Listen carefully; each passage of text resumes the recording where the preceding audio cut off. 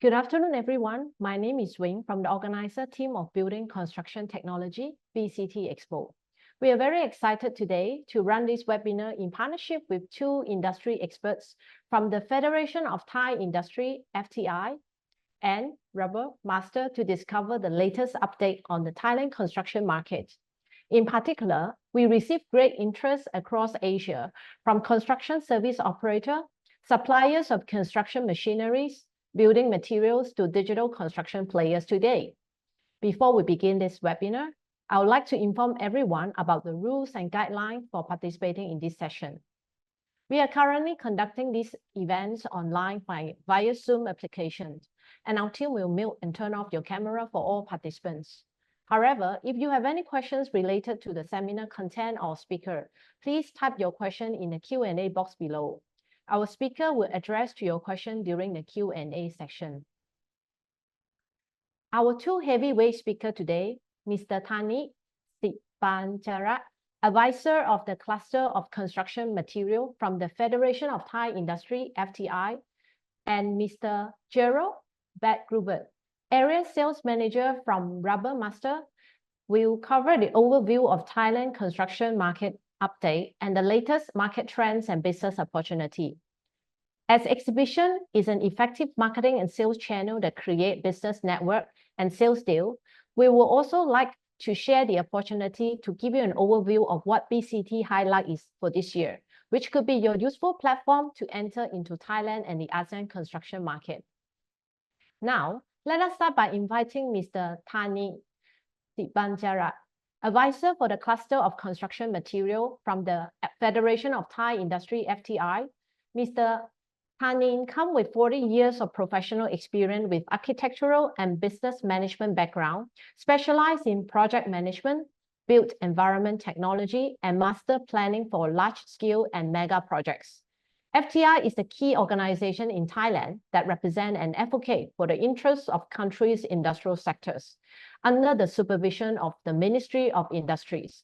It plays a significant role in shaping the industrial policies, promoting economic growth, and in ensuring the competitiveness of Thailand industry for sustainable development. Today, Mr. Thani, today's topic is on catch up the latest building and construction market trends. So now let us welcome him to take the stage. Good afternoon, ladies and gentlemen. I'm not sure you hear me well. I will share my slide. Today I will talk about the building and construction market trend in Thailand. Actually, to catch up the latest. We all knew that the human activities across various sectors over the long period of time have impacted climate, leading to flooding in 2021 in Venice and 2022 in the same place, Venice, but experienced a drought. And in the following years, 2023, significant flooding occurred, causing damage to Hong Kong and Libya. This will show that the climate change is happening and it's real. This is just few example. I know that all audience can feel that by yourself. The EU and USA have implemented measures to prevent and reduce the creation of greenhouse gases through legislation, such as CBAM and CCA, which restrict products that impact the environment.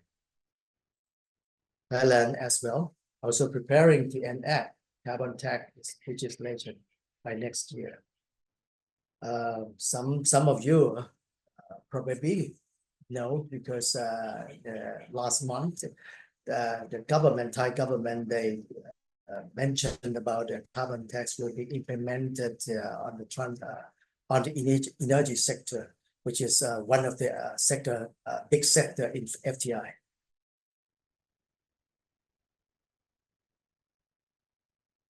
You probably know about this life cycle diagram, which show the stage from the beginning of product manufacturing from any type of construction.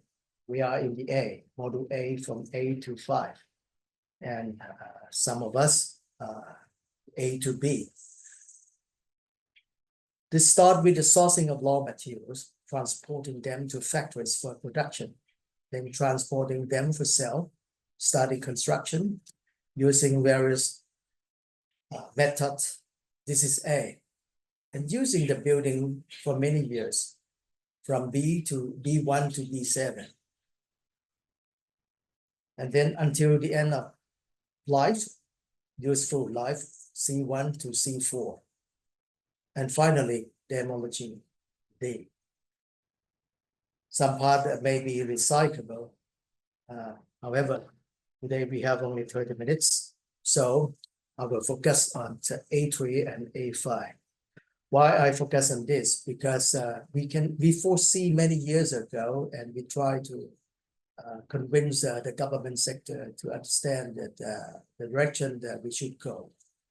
And we need to put the first button at the right place. So starting at the module A to A5, and then because we are in Thailand, we have experience, and we are tried very hard to go with the global trend. We have leads, and we have BREEAM. We have trees, leads, leadership in energy and environment design. So in the module A, we can do not that bad. However, at the module A, not quite good. You see, this chart will explain your construction and demolition waste component in Thailand in percentage. Concrete and bricks, 46%, and the other part is 28%, combined with the paper, plastic, metal, insulation, gypsum. This is because the conventional construction method causes a lot of waste and pollution. It's come from conventional design method, leads to conventional construction method. And both lead to not only more waste and time, but inability to reuse building components and material. Now we are talking about low circularity. Everyone in Thailand getting used to seeing this kind of picture. Conventional design and construction cause lots of waste. No one gets benefit of these things. The developer, they pay more. The contractor, they have to, including waste in the BOQ when they submit a price. Everyone doesn't get the benefit from this. The most loss is environment, because in Thailand, they always go to dump site. Comparing to this, automobile design and assembly. They spend many years to design one series of a car, and they consider all kinds of how to manufacture and how to assembly and how to share the component to each other. Each other means that the same automobile business, but a different brand, a different company. For instance, you have cars. Maybe one of you have more than one cars, but when you want to buy a new tires, you go to the tire shop. This is a standardized of the size of the tires, the screw, the bolt, the rubber, the gasket, many things, even the light bulb. It's the industrial standard size. So we share this. And the time they assembly to produce one car is in minutes. Comparing to construction, they spend months or years. Because the automobile designs and assembly, they use the concept of the FMA. The FMA actually is not new. In many countries, they're getting used to of the FMA concept, but not in Thailand. Most of designers, they don't know about the FMA. It's the combination between DFM, design for manufacture, and DFA. In the mechanical engineer, they're getting used to of the FMA, even in Thailand, in automobile as well. However, now we are talking about the construction and building industry. The FMA and modular design is for Thai people, they are quite confused on this. Actually, the modular design is a design approach, but the FMA is a concept. The keyword is modular, interchangeable, and modules. And another thing is standardized part to make it easier to manufacture and assemble and repair the products. The products now today we're talking about not the car, not a toy, not the chair, not a table, but the building. So the FMA take the concept and step further by considering the entire manufacturing and assembly process when designing the products. Now, when we're talking about the products, we're talking about the building and construction. The goal is to optimizing, to make higher efficiency and cost effectiveness. And modular design is a key aspect of the FMA. In Thailand, most of people, they are confusing about the modular design and they don't know the term of the FMA. So the use of standardized module will help simplify the manufacturing and assembly process to reduce waste and minimize the number of errors. To convince and to explain the government sector to understand the way to go, we decide to go with them by using the research project. We do together, the government sector, they have a research fund, and we co the research fund together with them. We we put the proposal to the government sector on 2020. The name is Development of the Modular Steel Building Construction System with a digital platform to improve competitiveness, to make a transition to circular economy. The output is modular steel structure prototype development using BIM technology to supporting and enhancing modular steel structure system. Why we are starting with steel structure? Because actually the timber or lumber can do the modular as well, including the concrete. But we start with steel because I have been asked to be the research team leader, and steel industry, there was a co-research fund with the government. So the first step, we go with the steel structure prototype first. Here we start with the study the dimension of construction material in Thai market. We start with the architectural finish material to understand the industrial of the construction material in Thai market first, and then we try to find the common factor in number, in dimension. We see that 0.1, 0.2, 0.3, 0.4 until 1.2 meters. And then you can see that this is a common factor that can combine together. Some of you will familiar with the dimensions of 1.2 by 2.4 meters of plywood or gypsum board, or 4 feet by 8 feet, the same number, but different in millimeter. And here we come back to the structure, the steel structure.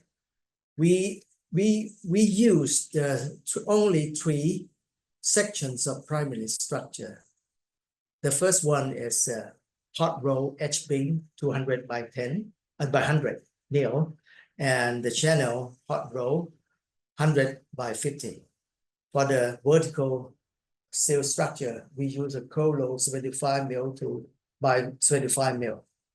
And the length that we calculate to minimize is we have only 2.4, 3.0, 3.6, and 4.2. We have only 4 lengths with 3 sections of steel to compose the 5 types of building: the detached house, the townhouse, and the chop house, and the multi-purpose building. We call it barns. It's a mid-span of the building.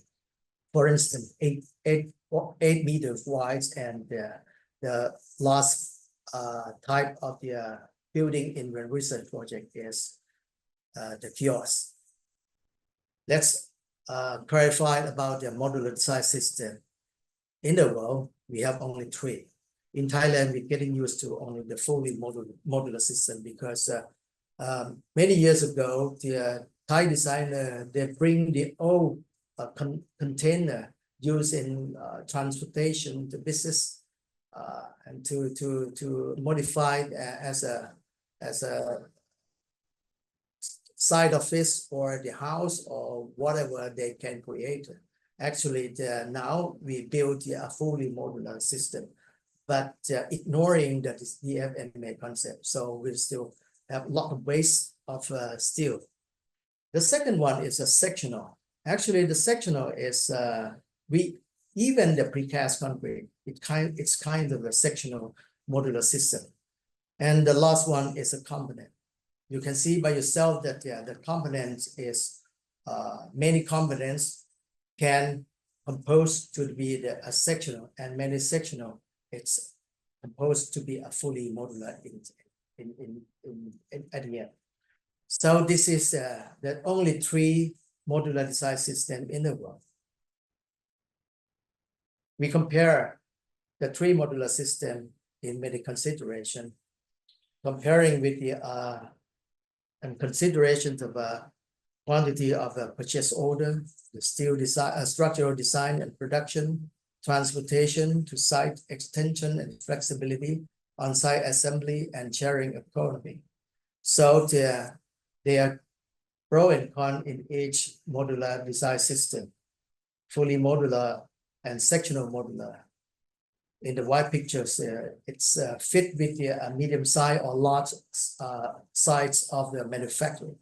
But the component modular design system, it's fit with a small scale of the contractors, or I couldn't say the manufacturer, because we try to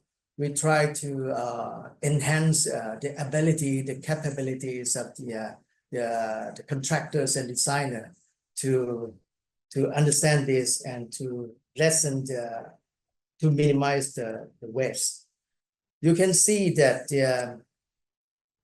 those 3 modular design system BIM can be implemented to all modular system, and it's vice versa, because the component modular design system, it's good in it depends on if your location, your geography of the site, it's good. It's a flat plane location. It's okay for the fully model, because we can use transportation with a heavy machine, for instance, a mobile crane. But on the hill, many years ago, I was involved in to do the disaster shelter for the people up on the hill. They got a flooding, and we have no electricity, we have no water, and the accessibility is very poor. Now, we studied the human scale, law, and the international standard dimensions of building material, and then composed to the building in the term of the design DFMA concept in the modular design system using a component. The first 5 months we go with a component to component design. Now we end up of this. You can see we have a detached house and townhouse and shop house and kiosk. Sorry that I didn't put the pictures of the barn in this slide. However, after we accomplished the first design, we decided to do the design again, the new design, with the new thinking of to create a space model using the component. Remember, the first one is a component to component. Here we use the same component as the first design to create the model. We call model A, this looks like kiosk, and we create a model B with the same components but different length, C and D, and then altogether A, B, C, D. Now we get the detached house. This to prove that with the same component, but the different designer, you can create many combinations of design, varieties of design. Do the same thing to create a shop house, townhouse, and barns and kiosks. I'll go quickly, so you can hear the question, and we answer you. I answer you later. Sure that we need to making a framing analysis by using software as normal, but when we run through this analysis, we use a legit join. Here is the output by using BIM. Some of you may get used to this, but all selected building materials transform into objects, and we put in a cloud. We don't produce. We are not yet production, no manufacture, but we know that how many pieces, how many components will be used. And all steel structure are to be categorized and shown the dimension, the length, the weight, and quantified. I finished the research last year in June. I spent around 20 months to finish this. And after I finish, I make, we make the light column to identify how much each component that produce the carbon emission in the light column.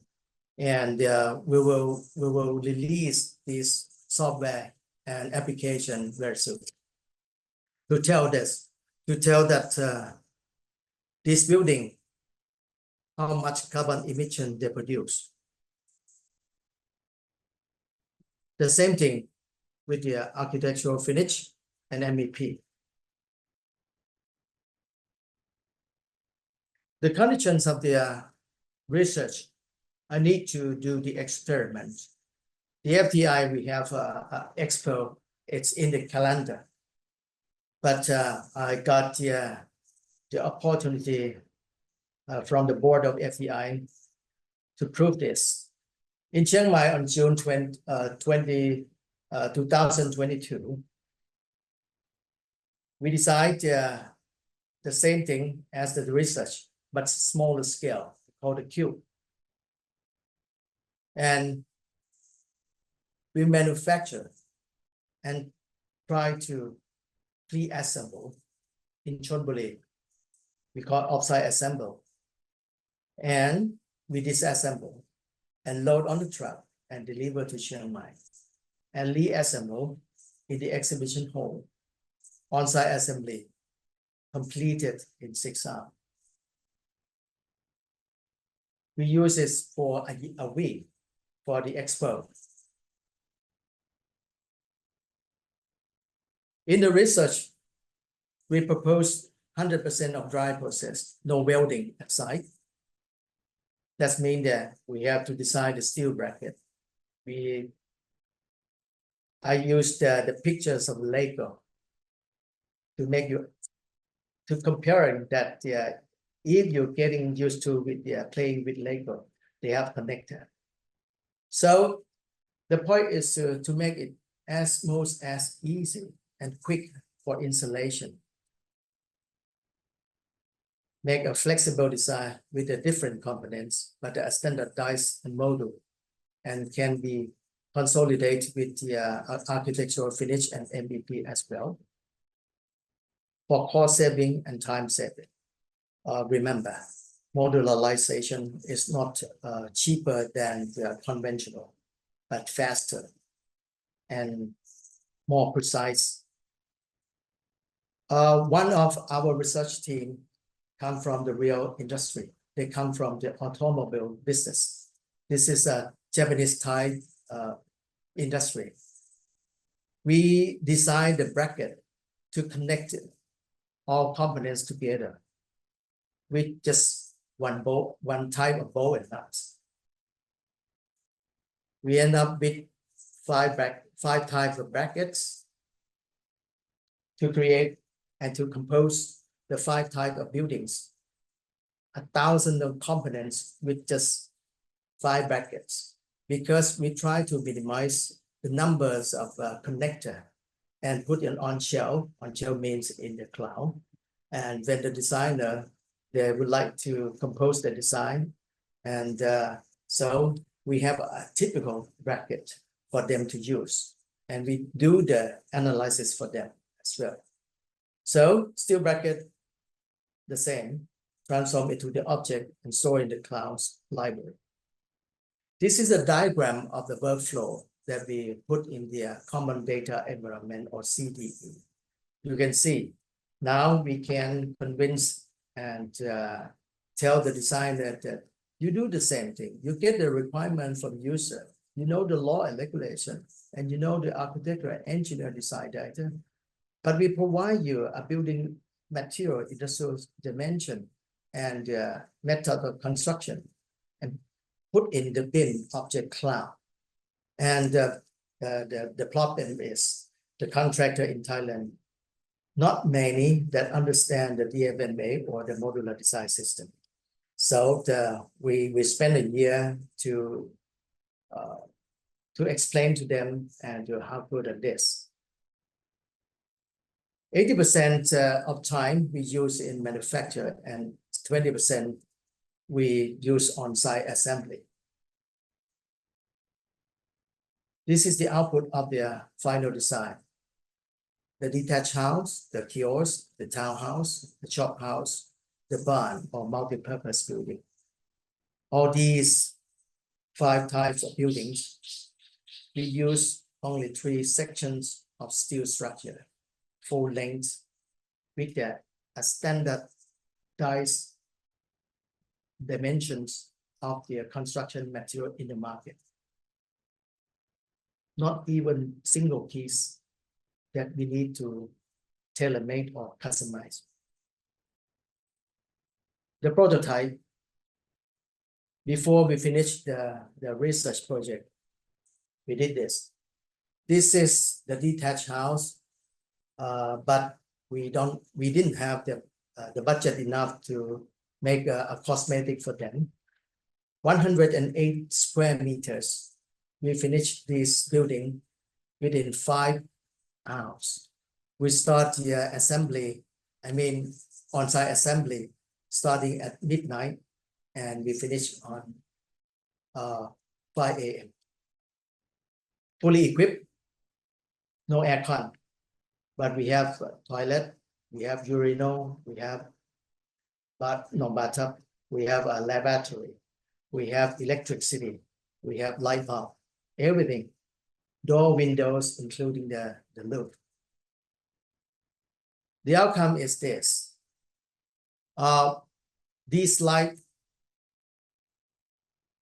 has been explained to the government sector to make them understand that from Take Make West, the conventional design and construction, we turn to using the FMA concept to make a less waste, less time, and material circularity. You can see that from CBE, you as a designer, you can sit in Bangkok, while the contractor, they stay in up north near the construction site location. Manufacturer is in Rayong, and distributor or logistic is anyone who can propose the lowest price, and the owner can be in Chiang Rai. So altogether, they communicate through the CBE. And with this, the FMA concept, so we can optimize the time and cost. So in conclusion, the DFMA concept is solution in the built environment sector and toward the future construction. So this method is environmentally friendly, produce less pollution, more efficient, and less labor intensive. Labor intensive is very crucial point, because not only in Thailand, but I think in the developing country, every developing country, we don't have not much people to do the labor. And this capability will enhance the ability to design and build the green marks to certify building. In conclusion, the DFMA is a concept, and the output is modular. Another thing is PPVC. Some of you may get used to or ever heard about the PPVC. It's a prefabricated, pre-finished volumetric construction, which in Singapore, they use this system a lot, PPVC. Also, the prefabricated bathroom units, this is a smallest one. For PPVC, most of the contractor and designer in Singapore, they use a concrete, but they need a high capacity tower crane. They can build a high tower within the very few days or few months. It depends on the complications of the building or the design. So module made in the factory. Install everything as the concept of PPVC. Pre-finished, prefabricated, and volumetric. Why we need to have a volumetric? Because the cost effectiveness. So this is one of the DFMA concept. In conclusion, PPVC is one of construction method different from the modular system. And the three types of PPVC now available in market, but not in Thai market, but in Singapore, you can see everywhere.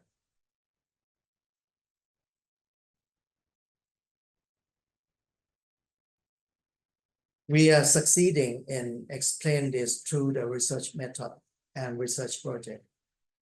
On June, the Office of the Industrial Economy, or the OIE, they did a press release, and the press conference, including the TOR, to seeking the innovative construction enhancing Thai industry competitiveness project by using the 2024 fiscal year. Here is the conclusion in the workshop among the construction sector. We one of the member of this with the government sector. It's allowed.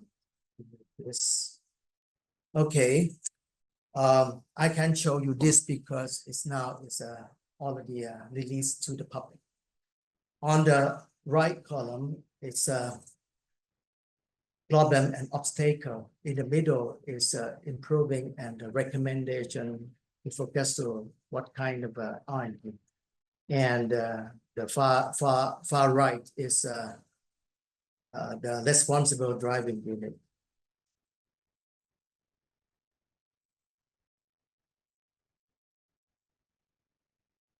Sorry, my computer doesn't work.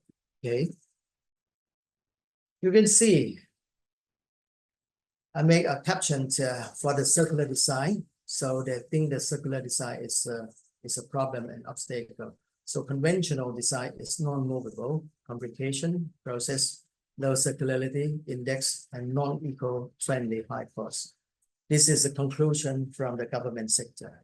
And they focus on the way to fix it with the demountable modular design, timber construction, user-friendly. They bring many keywords from the research that FTI have been doing with the government sector in this conclusion. And the responsible driving unit is Office of the Public Sector Development Commission, or OPDC.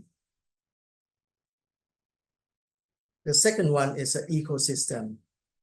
They analyze that today, at the current state, we are lack of collaborative working among industrial, consumer, and private, means developer, SME, which need technology, self-skill HR to make commercialized development. And three main topics to identify circular gaps, opportunity, business model, logistic waste hub, and technology. For instance, the machine, the crushing machine. The driving unit will be the government research scholarship. We have many government research scholarship. The last one is the government the problem comes from the government itself. Law and regulation not support new technology and process, new material, no capable government office to set new standards of the circularity. So this one, they focus on Thai industrial standard, PIS and OPDC to set the regulation and codes relevant to construction waste, reuse and recycle technology in construction. Finally, this is the input from the FTI. We asked them to provide a tax incentive. This is the last slide. The building and construction market trend in Thailand. This is a real thing. This is not a trend, but because it's kind of carrot and stick. Because FTI, we have been meeting with the Bank of Thailand many times in the serious topic of Thailand taxonomy according to the climate change. We will go with the concept of carrot and stick given by UNFCCC that because we need to upgrade in the building and construction industrial. So if we go with the right trend, we will get the carrot, means tax incentive. But if we do not run faster and we don't change, we will get the stick. So the last slide will tell you that the building and construction market trends, not only in Thailand, but I think it's a global trend. So thank you very much, and any questions are welcome.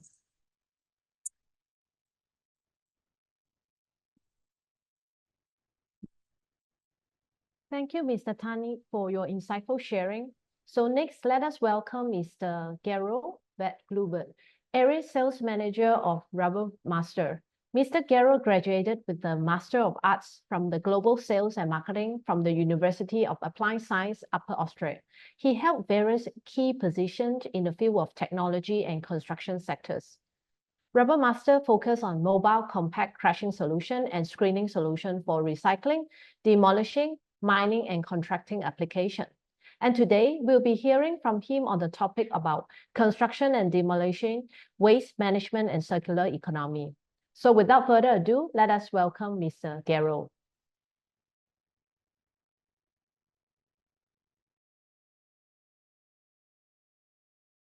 Hello, good afternoon, everyone. Thank you very much for this opportunity and that I can be part of BCT and share the knowledge that we have in this sector. Very happy that we have such a big round. And what I will be talking about today is how recycling, especially concrete recycling, bricks recycling, so everything construction, demolishing waste can have a very positive impact in the future. As we've heard already in the presentation before, roughly 46% of the waste in Thailand is concrete and bricks waste from construction demolishing. There's a huge potential, a huge opportunity in recycling and in reusing already existing materials and aggregates, and then down the line leading to not only cost savings, but saving of the environment, CO2 emission savings, reduction of transport, reduction of trucks on the road, which all have a positive impact in the future. Just as a quick introduction, Rubber Master, we are a manufacturer of track mobile crushing and screening equipment. So we offer everything from mobile jaw crushers, impact crushers, screens, and scalping screens, pre-screens, and post-screens. that have various applications in the recycling process. I want to start quickly with a definition. So concrete recycling is the crushing and screening of concrete that has been demolished or dismantled. So this is what we saw before. If buildings are demolished, if new construction happens, the traditional way is to demolish the structure, take the materials, load it on a truck, and transport it to a recycling yard in the best case, or having a landfill. Having a landfill is the worst possible outcome for construction waste, as it is a natural resource that was reclaimed already and can be used and has a high value for new constructions. Recycling concrete from demolishing project can result in considerable savings in the costs for new constructions, for new roads, can be as backfilling material, and also can eliminate environmental impact of landfill and disposal costs.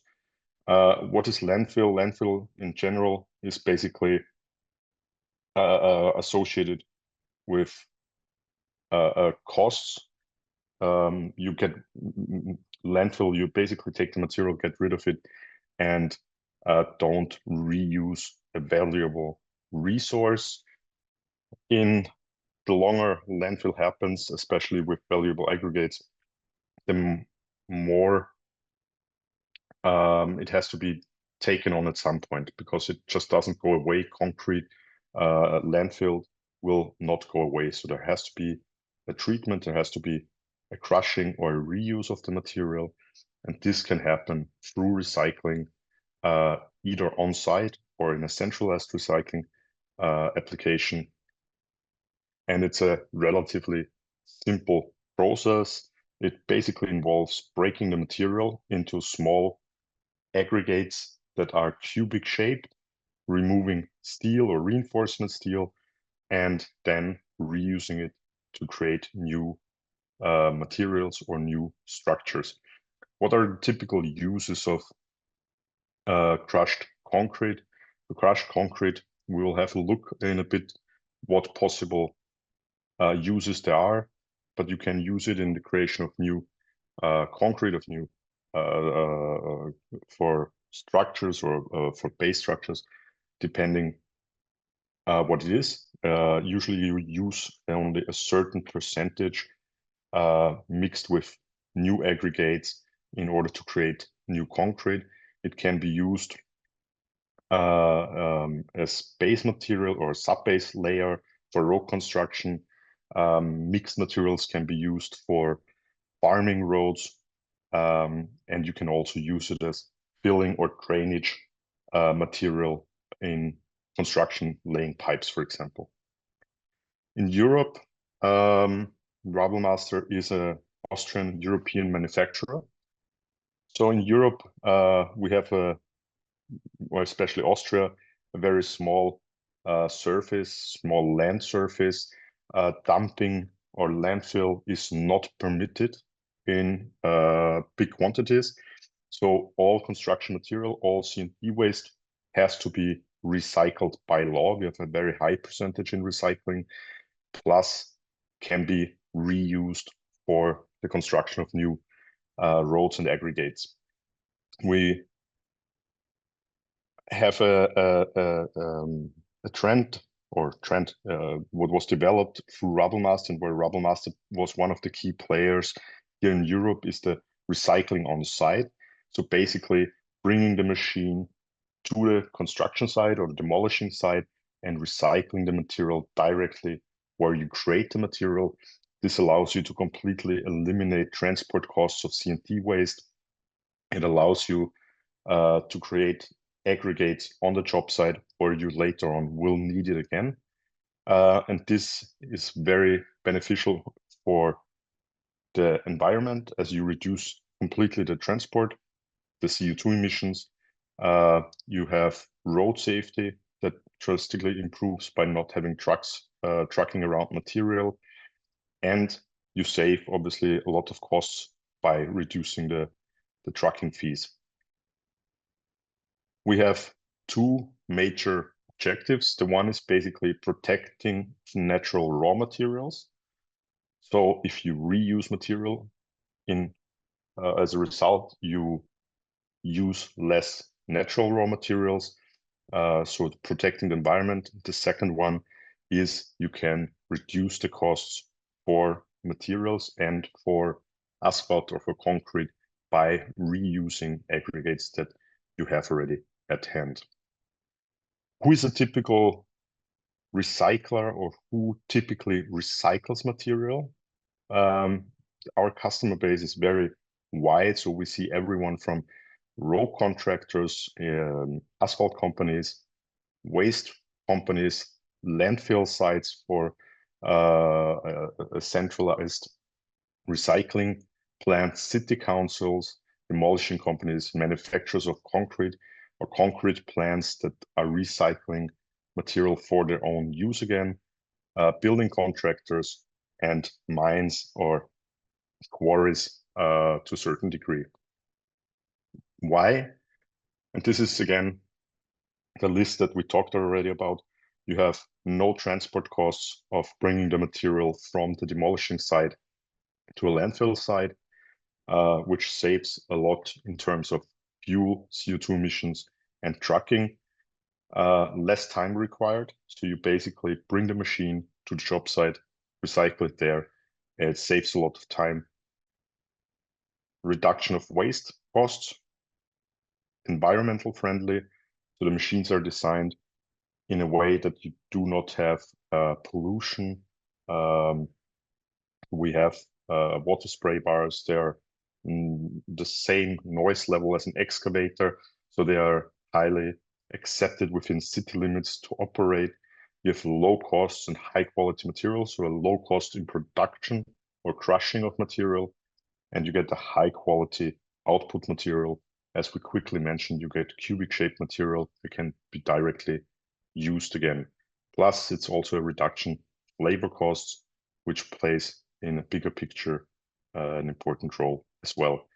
Additional benefits that go hand in hand are the reduction of need for landfill area. Also, landfill areas, as we mentioned before, they don't just go away. At some point, they have to be dealt with or taken care of. It creates jobs in the recycling industry, stimulates the development of green technologies, and reduces the amount of truck hauling materials, which reduces the wear and tear on trucks and on the roads, obviously. So also protecting the infrastructure and reducing damages to the road. And the amount of crushed material by volume fitting into trucks is much greater if the material is already crushed versus uncrushed. If you have big concrete slabs, you can load less efficiently on a truck than if you have crushed material and transport it.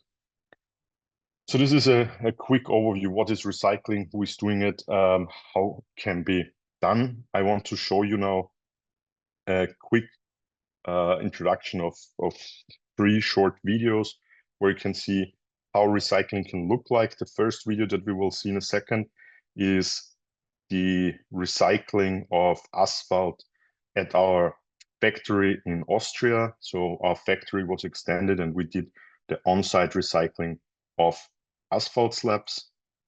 So I give you a quick view here. This is our factory, and here we're recycling the asphalt behind our main building for the building extension, and the material is being then crushed, recycled, and reused on site again, so completely eliminating any kind of transport and any necessity of transporting material from one location to another location.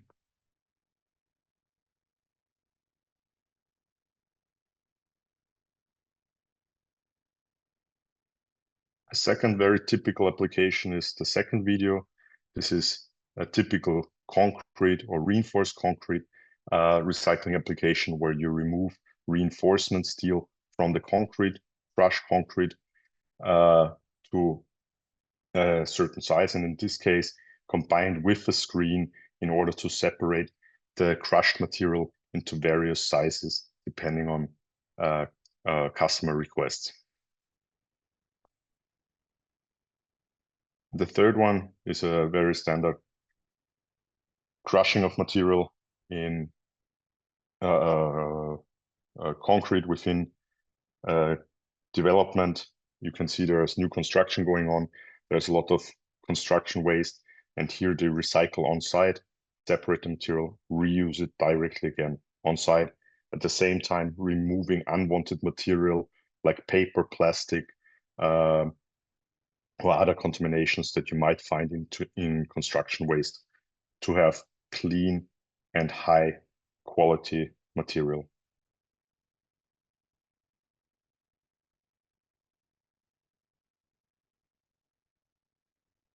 So, as I mentioned before in the beginning, we will have a look at a few applications. Recycling is not only crushing material, we can also use a scalper screen. This is a scalper screen with mixed C&D waste, mainly bricks and a little bit of concrete. And here the screen is preparing the material, separating material in different sizes, and at the same time removing contaminations from the material in order to get clean output material. What applications do we generally see in recycling? We have asphalt recycling, from wrap recycled asphalt slabs to small size asphalt that can be reused in production, C&D waste, so this can be mixed waste with bricks, concrete mixed, or pure concrete or reinforced concrete. And we also have a good amount of machines in natural rock applications, but for the purpose of this, we will focus now on the recycling aspect. So one of the applications, soil preparation, especially for infrastructure projects. If new construction is going on, you have to prepare the soil. You want to separate rocks from the soil, which also can be crushed on site and creating aggregates on site. But in recycling terms, here we will have a look at the reinforced concrete recycling. What can you do with reinforced concrete? Very standard is you have on the left side, the input material, and then output fraction 1, output fraction 2. This can be adjusted with the screens. You can have very fine materials to coarse material, depending on what the final application will be. But in this case, for example, you can use the recycled concrete for concrete paving stones, or for the creation of new concrete paving stones. Another application would be, as you can see here on the right now, concrete blocks or concrete block that are used for creating walls. If we're talking about mixed material recycling, as you can see here, this is concrete and bricks mixed. You can use that material very effectively as filling material or drainage material for pipe laying, and it gives a very good output fractions. And another application would be farming roads, for example, or sub-construction. Here you can see, for example, machine running directly within the city, so really on-site recycling, where the building was demolished, directly crushing the material, reusing it. And in this case, you could also use the mixed material for paving blocks creation again. We're talking about asphalt recycling. Asphalt recycling, and you've seen that, and Thailand has done a very good job with introducing that asphalt has to be recycled and can be reused. This was introduced last year. We see a lot of positive development in the recycling area in Thailand. And asphalt recycling is one of those applications where you can have a huge benefit from the asphalt. You crush the material down, and depending a little bit on what asphalt plant you have, you can reuse quite a high percentage of recycled asphalt. For new asphalt production, you have cold mixing plants or hot mixing plants. with hot mixing plants, you can have a very high percentage of recycled asphalt that can be reused, tremendously reducing the costs for the asphalt and making it easier for projects to be cheaper or to reduce the cost of the new asphalt layer to be more cost effective. The crushed asphalt can also be used as a base layer or as farming roads, and especially if you have the cubic shaped material, it compacts very well and builds a very good foundation. How is recycling making sense? What possibilities do we see generally? We have a business case here that we quickly go through. The situation that we assume now is the demolishing of silos with around 15,000 tons of reinforced concrete. And you have basically three possibilities of recycling, or traditionally, as we mentioned, concrete is a valuable resource that can be reused. And if we look at it from a recycling perspective, we have a job with 15,000 tons of material with three possibilities. Option one is you transport the material to a recycling yard and purchase new aggregates for your construction site. The second one is you crush the TNT waste or the concrete at a centralized recycling yard and repurchase the recycled material. So you basically bring material, get it recycled, and bring that material back to your job site. And the third option is then the on-site crushing and reuse of the concrete and CNT waste. So if we look at that entire picture, the main costs associated is the transportation costs, new material costs, and dumping fees. In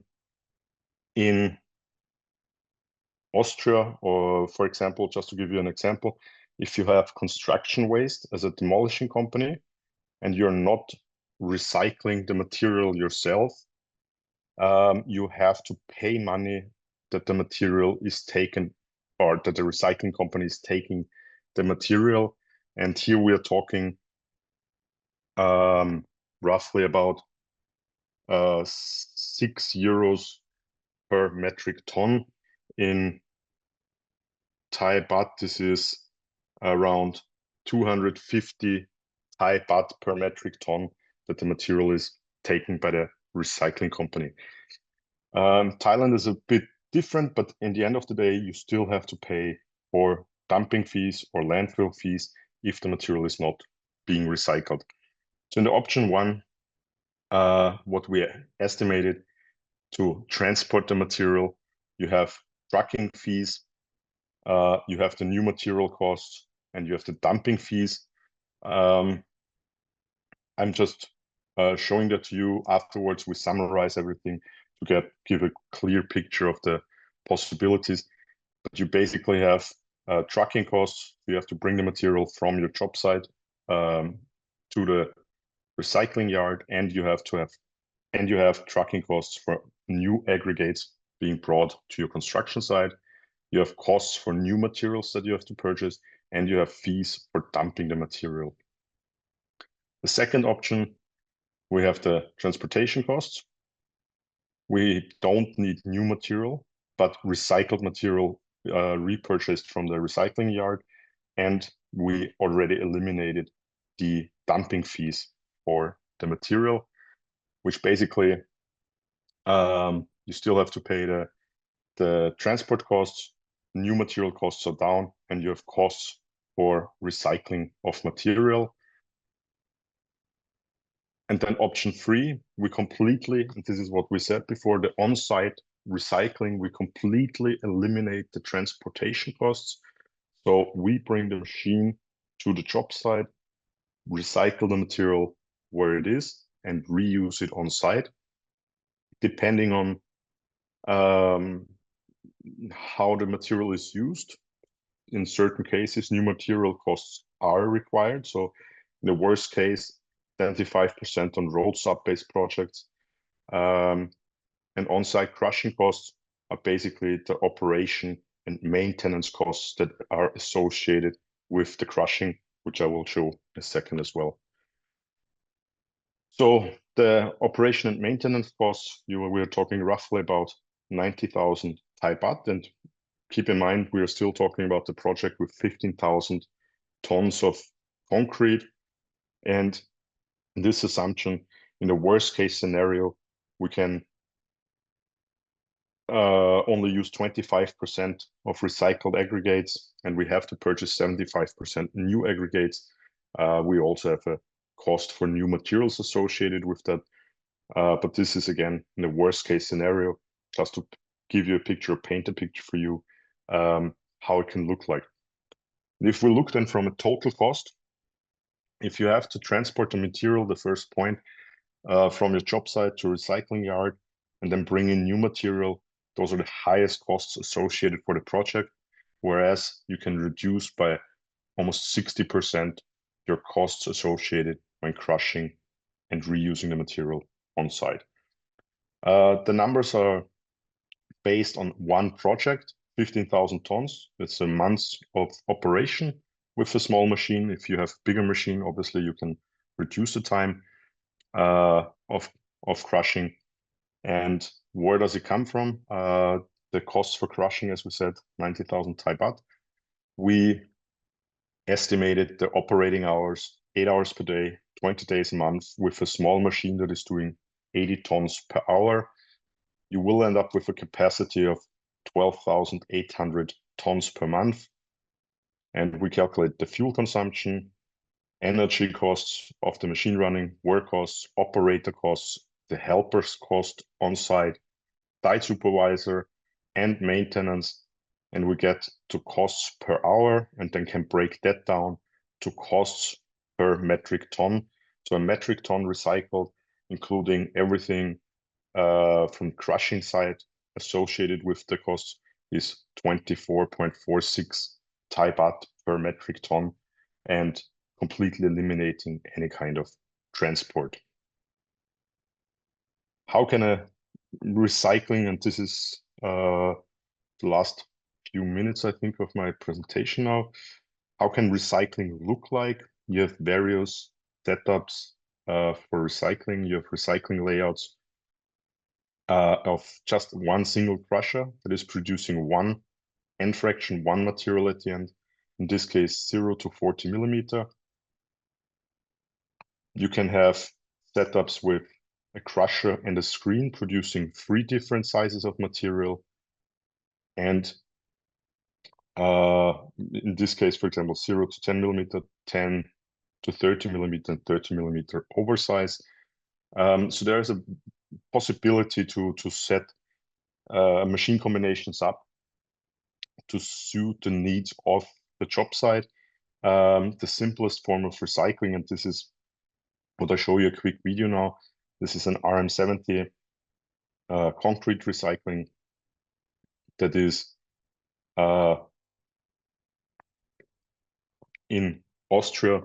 You have concrete, reinforced concrete is one crusher with a screen attachment that produces a 0 to 32 millimeter end product in one crushing step, oversized back into the crusher, and fully operated by the excavator driver. So there's no additional personnel around the machine.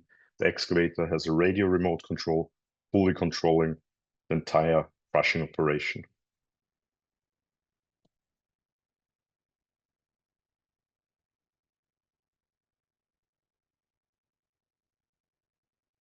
In this case, you can see this is the screen that is attached to the crusher, basically defining the end product, and the oversize being then returned into the crusher for further crushing. And what you see at the end of the crusher is a 0 to 32 millimeter end product, and the feed size is 0 to 500 millimeter on the crusher.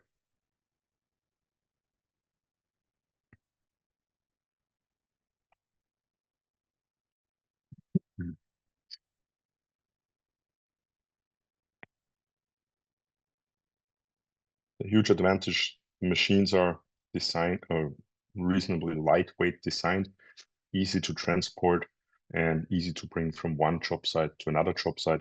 The machine you're looking at here is doing around 80 tons per hour crushing capacity of crushed end product.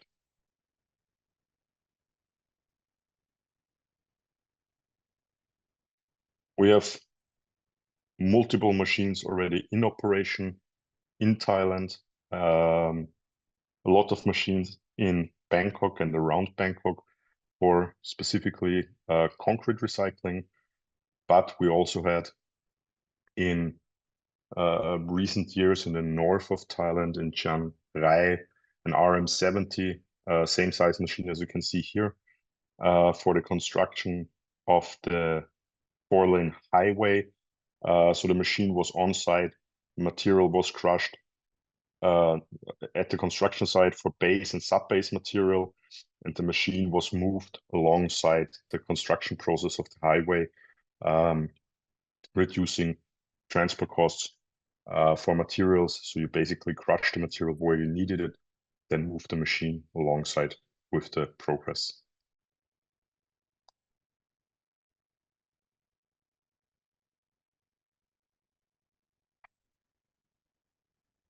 Yeah, and what I mentioned before, we have with the machines, environmentally friendly system installed. We have dust suppression systems with spray bars to spray water in order to remove any kind of dust, that there's no dust flying around, especially important within city limits when crushing.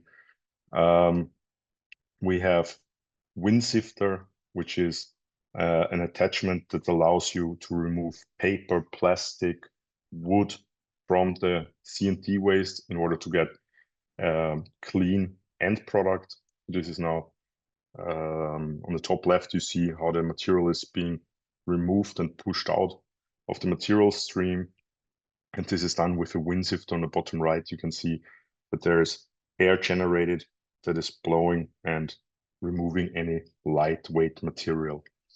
From a sound level or sound emission level of the machines, to give you an overview, you have very low sound levels, and obviously the further away you are from the machine, the more silent the machine gets. But in general, they're as silent as any other construction machine on site. Yeah, the rubble master machines are, from weight dimension ratio, one of the best ones. As we discussed that the design of the machines was with the focus, easy transport, bringing the machine from one job site to the other job site, and therefore the design of the machine was done in a way that it can be easily transported without need for complicated systems. You basically just have a low bed trailer, load the machine on to the low bed trailer, move it to the next site, and are ready to go for operation.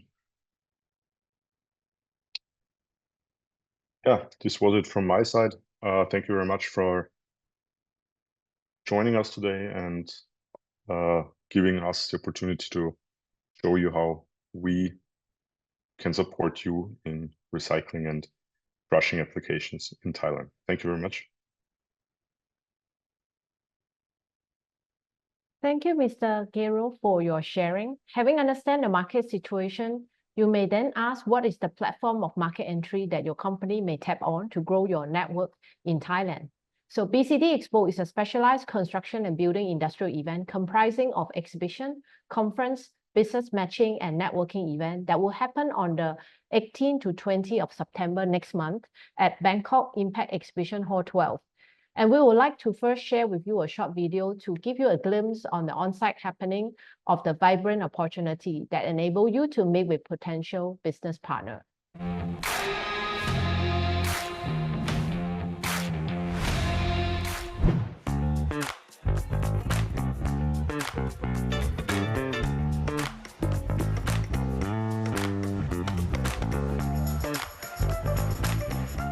งาน BCT Expo ในปีนี้นะครับถ้าเปรียบเทียบกับปีก่อนๆในช่วงโควิดนะครับปีนี้ได้รับการตอบรับที่ค่อนข้างดีนะครับก็มีลูกค้าในส่วนของโรงโม่หินเข้ามาเดินชมงานค่อนข้างเยอะกว่าปกติเราคาดหวังว่าเราจะได้รับการตอบรับที่ดีจากทางลูกค้าที่เข้ามาเยี่ยมชมงานครับฝากสำหรับผู้เข้าชมงานนะครับในงานนอกจากอุตสาหกรรมที่เกี่ยวข้องกับเราแล้วยังมีส่วนต่างๆมากมายนะครับอย่างเช่นรถที่เกี่ยวกับการก่อสร้างอุปกรณ์การออกแบบเครื่องจักรต่างๆที่อาจจะใช้ในธุรกิจของท่านเองยังไงฝากเข้ามาเยี่ยมชมงานในปีหน้าด้วยนะครับ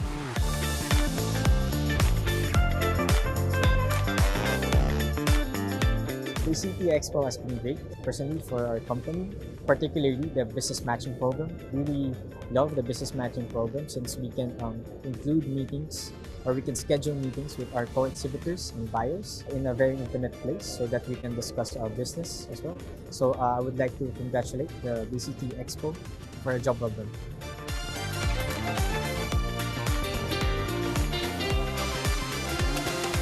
ก็รู้สึกดีมากๆนะครับเป็นครั้งแรกที่เรามาร่วมงานนะครับก่อนหน้านี้ก็มาชมงานแล้วก็ประทับใจแล้วก็อยากมาเป็นส่วนหนึ่งของงานปีนี้ก็ประสบความสำเร็จนะครับดีใจมากๆได้มาเห็นการแสดงสินค้าที่เกี่ยวกับเทคโนโลยีการก่อสร้างอาคารแล้วก็เทคโนโลยีการบริหารอาคารซึ่งเป็นงานที่ดีมากๆนะครับพลาดไม่ได้เลยครับเพราะว่าอย่างที่เราพยายามจนได้เป็นงานครั้งนี้เนี่ยนะครับก็ถือว่ามีความสำเร็จมากๆก็อยากให้ทุกท่านมาเป็นส่วนหนึ่งของความสำเร็จในปีหน้าด้วยกันนะครับเชิญนะครับ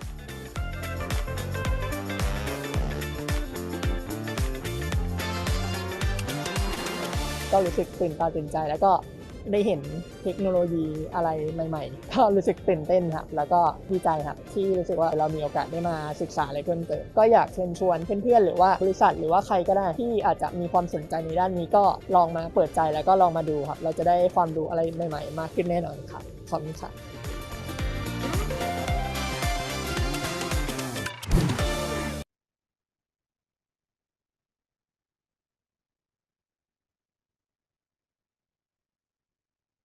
BCT Expo has obtained a strong industry support from government, which steer the direction and development of public infrastructure projects of Thailand and advance the digital construction transformation roadmap. Alongside, we also have gained the support of over 15 influential industry associations, whose members come from the construction engineer, contractor, building industry, facility management, robotic, BIM, safety, health, architect, and landscape specialization. Besides, with active involvement of our conference partner who guided us to build the content of industrial knowledge to our participants. BCT Expo has also leveraged on the strong industrial media support to constantly update our news and create the buzz to connect with construction industry players. Over 150 industrial leading brands covering the construction supply chain from heavy construction machinery, concrete machinery to technology, building material, digital construction solution, AI and robotic to smart solution are all gathered under one roof. Here are some of the leading exhibiting brands. We target more than 4,000 local and ASEAN regional industrial visitors.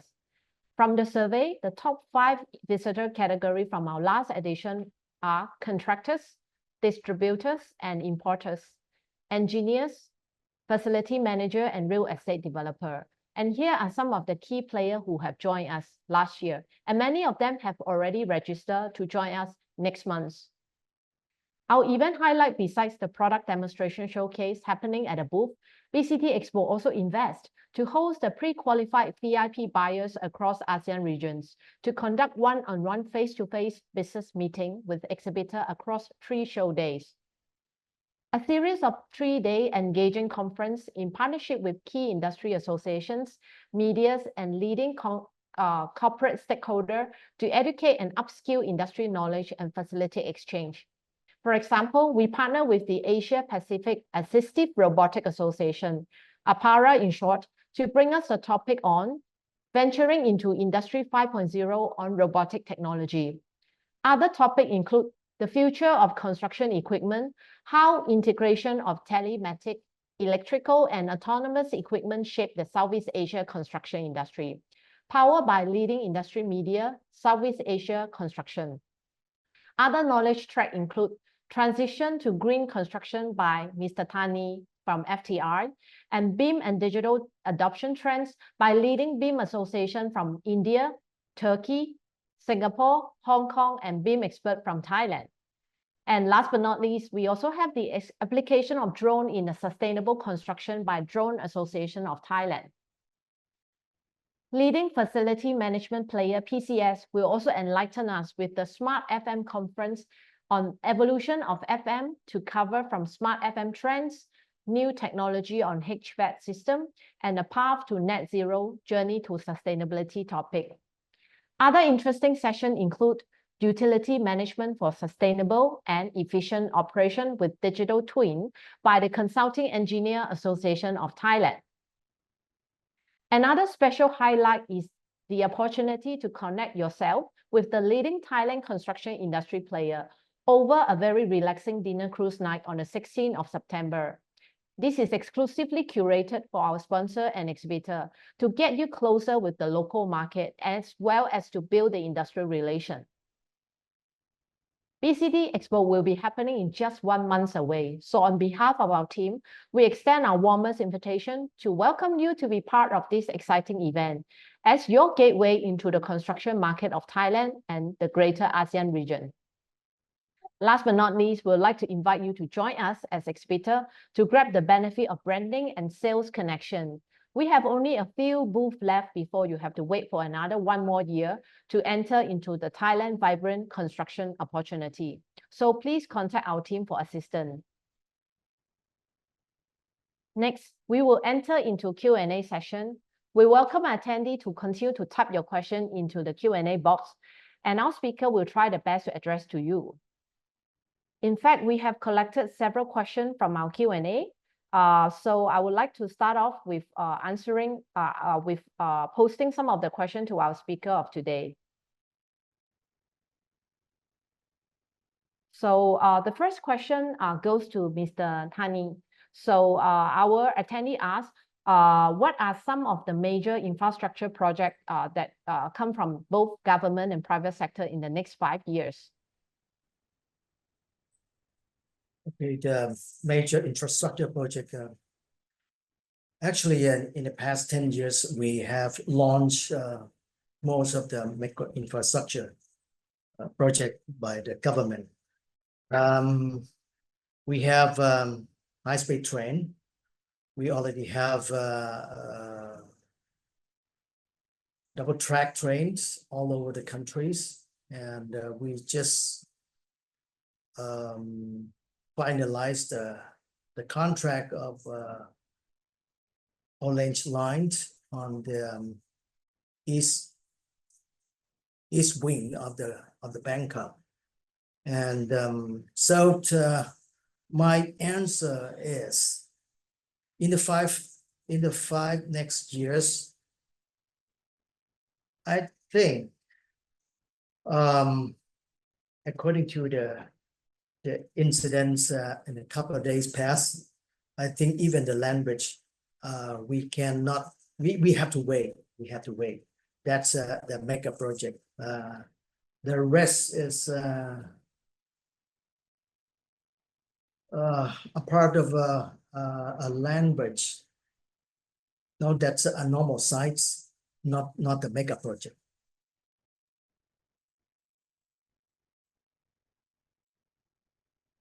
Except you counted the local airport, which we try to promote the tourism business. We have a list that the government try to facilitate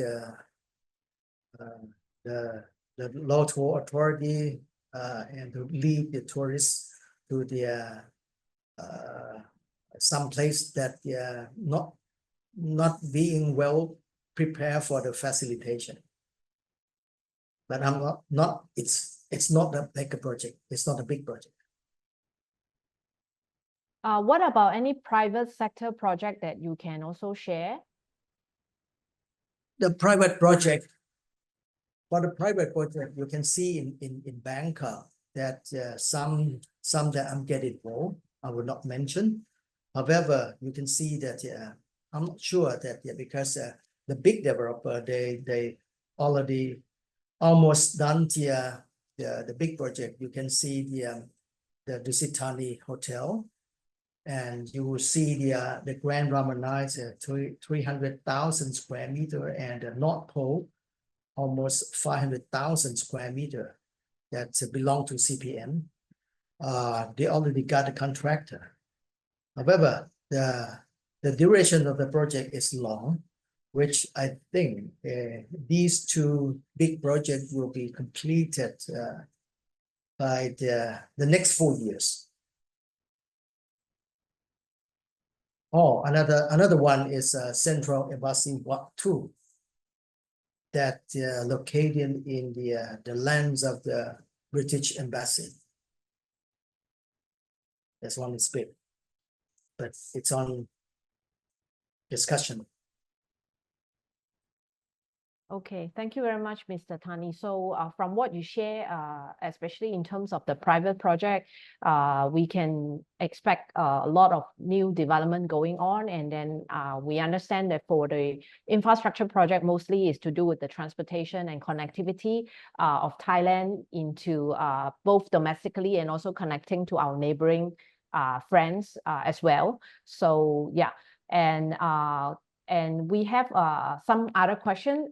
Maybe the next one we'll pose it to Mr. Gero. So as an international company that have been established in Thailand for some time, and also just now you were sharing about the sustainable new policy of government in terms of the concrete managing of the concrete material and to lead to the recycling projects. So what are some of the opportunity and or even like challenges or lessons that you have learned and you can advise to several of our participants who are not from Thailand when they want to enter into Thai market?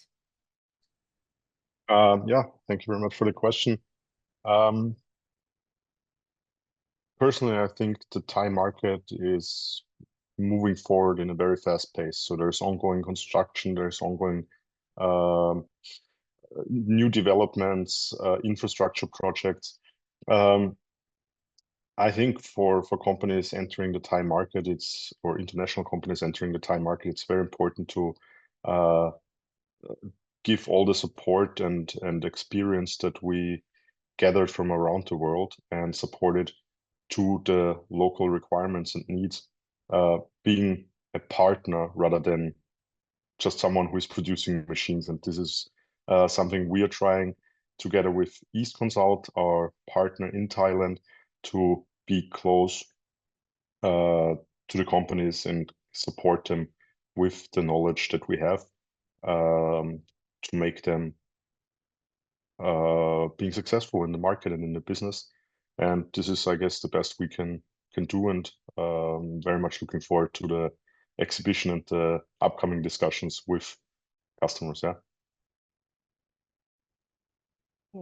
Thank you very much, Mr. Gero. So we have also a couple of very specific questions regarding to modular system that has been, I think, a follow-up to what Mr. Thani have shared with us. So there is a question, in fact, two questions. How do we seal the joint each other from one module to another and to prevent the leak, especially in countries like Thailand, whereby the weather condition is quite humid and also there are high and low seasons, etc.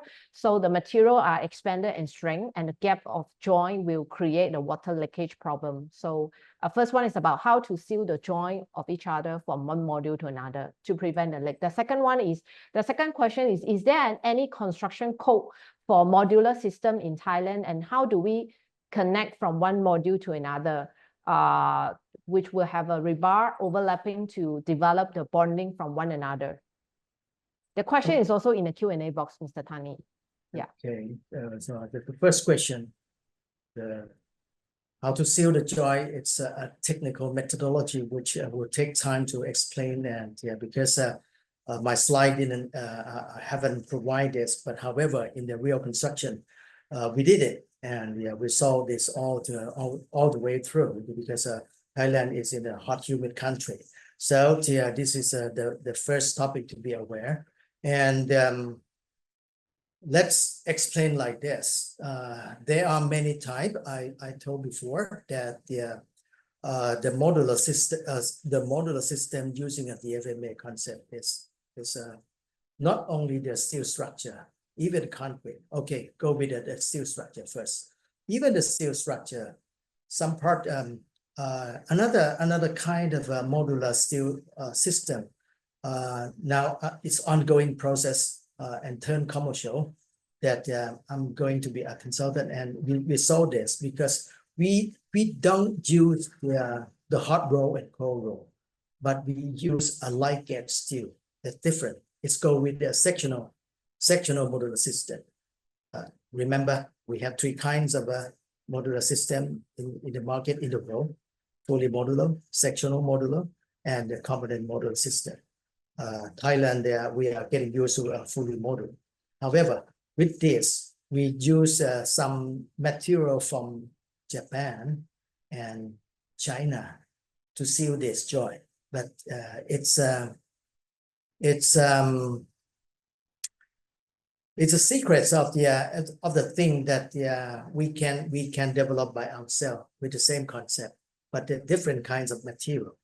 So this is not new, because you can see in the code of this is will connect it to the second question, because in Thailand we haven't yet settled the building code in regard of the modular steel system and using the FMA concept. I'm one of the team that to go to discuss with the civil department, who will release the building code of this, because it is very new for Thai people, and it's ongoing process as well. To answer you, to seal is not that difficult, but for the code it will take times because it's ongoing. Now, because I'm not selling the product, but I'm in the just like a spearhead to talk to the government sector to foresee that this is a way to go to accomplish the green mark and to survive in the carrot and stick policy, because otherwise the carbon tax will be released by next year. This year we're talking about the energy sector, but next year will be the construction sector, and that's including the manufacturing of the all kind of construction material as well. That's why we have to vary on this. However, talking about the building code, in terms of manufacturing, they have the way to survive by themselves, but the way of the developer, the private sector, and the developer means any kind of developer, not only the real estate, the hospitality business as well.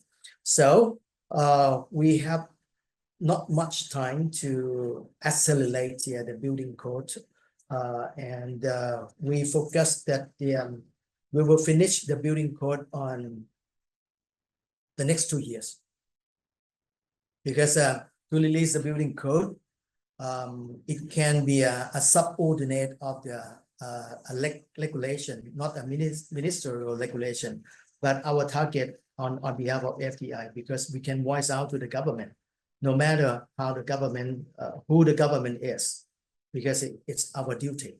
Okay, so this is the answer for 2 questions.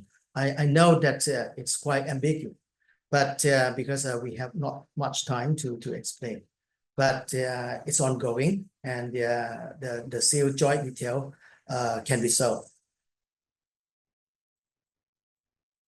Thank you very much, Mr. Thani. So I think we will also gather the attendee who asked a very specific question to you. So maybe after that, you can continue to communicate with them on a personal basis to address to the very specific question. And right now we have one question from our attendee for Mr. Gero. Is there any government support? I'm not sure whether they're asking like BOI or some other government. So they're asking when they set up the office or the factory in Thailand, is there any other of Thai government facilitation based on your experience? Yeah. I can only... We have not established a company in Thailand. We are working with a local company, a Thai company, together as a partner. for establishing a company, I'm not an expert if there support from the Thai government, but unfortunately, I cannot give an answer to that. But working together with a local company, there is no support. It's just a business decision. Yeah. Okay, no problem. So regarding this, I think we can actually link you up with some of the government agency who have the support for foreign company, especially if in terms of the manufacturer who would like to understand about the tax or even factory facilitation into Thailand. Yeah, and I think we more or less cover all the questions, and in fact, our time has ended at 3:30. So right now, we would like to come into the survey, whereby we would like to first thank you very much for our two speakers, Mr. Thani and Mr. Gero, for your very in-depth industrial and also in terms of the corporate solution that both actually it's point out to very much on sustainability and also the future trends, as well as we can see some of the government policy that is also already moving forward to support modular construction as well as recycling of the concrete and material handling as part of the construction projects for waste reduction or increased productivity as well. So, and also, we would like to thank you very much for all the attendees for your valuable time and interest, as well as to your question to join us for this afternoon. So we know that this 1.5 hours is quite short, that whereby we cannot go very deep dive into a specific topic, and we would like you to help us to improve our future conference as well as our online event. So we would like to ask for your cooperation to complete a simple survey by scanning this QR code.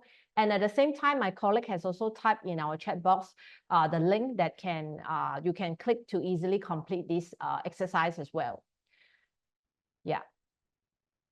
And to get the latest industrial update and development of BCT Expo, we will invite you to follow us through our official channel that is displayed on the screen, which include our official website, our official Facebook, LinkedIn, Twitter, YouTube, all under the name of Building Construction Technology Expo. So you can search for this name and then it will pop up and you can follow us accordingly.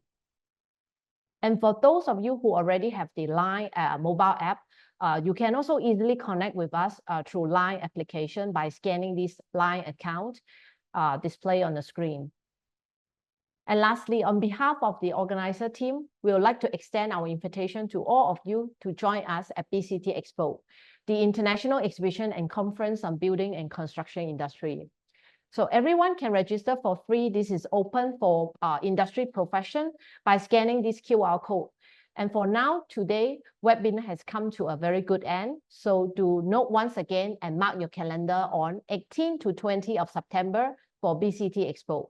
We do look forward to welcome you in person. Till then, please stay well and goodbye. Sawadee ka.